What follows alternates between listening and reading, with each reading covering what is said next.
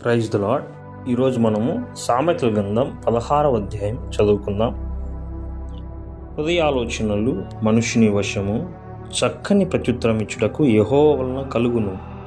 ఒకని నడతలన్నీయు వాని దృష్టికి నిర్దోషములుగా కనబడును. యెహోవా ఆత్మలను పరిశోధించును. నీ పనుల భారం యెహోవా మీద నుంచును, అప్పుడు నీ ఉద్దేశములు సఫలమగును. యెహోవా ప్రతి వస్తువును దాని పని నిమిత్తము కలుగజేసెను. నాశనము దినమునకు ఆయన భక్తిహీనులను కలుగజేసెను. గర్వహృదయులందరూ యెహోవాకు హేయులు, నిశ్చయంగా వారు శిక్షనొందుదురు. కృపా సత్యము వలన దోషమునకు ప్రాయశ్చిత్తము కలుగును.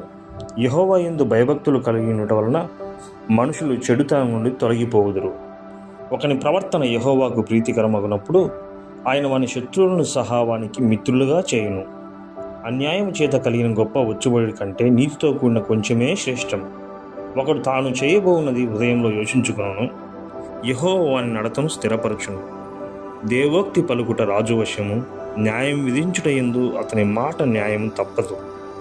న్యాయమైన త్రాసును తునికిరాలను యెహోవా యొక్క ఏర్పాట్లు.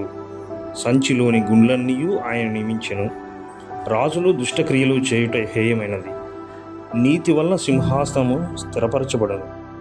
నీతిగల పెదవులు రాజులకు సంతోషకరములు, యథార్థవాదులు వారికి ప్రియములు. రాజు క్రోధము మరణదూత, జ్ఞాని అయిన వాడు ఆ క్రోధమును శాంతిపరచును. రాజుల ముఖ ప్రకాశము వలన జీవము కలుగును, వారి కటాక్షము కడవరి వానముప్పు. అపరంజిని సంపాదించుట కంటే జ్ఞానమును సంపాదించుట ఎంతో శ్రేష్టం.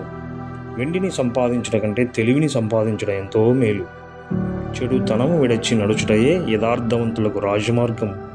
తన ప్రవర్తన కనిపెట్టువాడు తన ప్రాణమును కాపాడుకొనును. నాశనమునకు ముందు గర్వము నడుచును, పడిపోవుటకు ముందు అహంకారమైన మనస్సు నడుచును. గర్విష్ఠులతో దోపుడు సొమ్ము పంచుకుంట కంటే దీన మనసు కలిగి దీనులతో పొత్తు చేయటం మేలు. ఉపదేశమునకు చెవియొగ్గువాడు మేలునందును, యెహోవాను ఆశ్రయించువాడు ధన్యుడు. జ్ఞానహృదయుడు వివేకి అనబడును. రుచిగల మాటలు పలుకుట వలన విద్య ఎక్కువగును. తెలివిగల వానికి వాని తెలివి జీవపు ఊట, మూఢులకు వారి మూఢత్వమే శిక్ష. జ్ఞానుని హృదయము వాని నోటికి తెలివి కలిగించును, వాని పెదవులకు విద్య విస్తరింపచేయును. ఇంపైన మాటలు తేనె పట్టు వంటివి, అవి ప్రాణమునకు మధురమైనవి, ఎముకలకు ఆరోగ్యకరమైనవి. ఒకని మార్గం వాని దృష్టికి యథార్థంగా కనబడును, అయినను తుదకు అది మరణమునకు చేరును.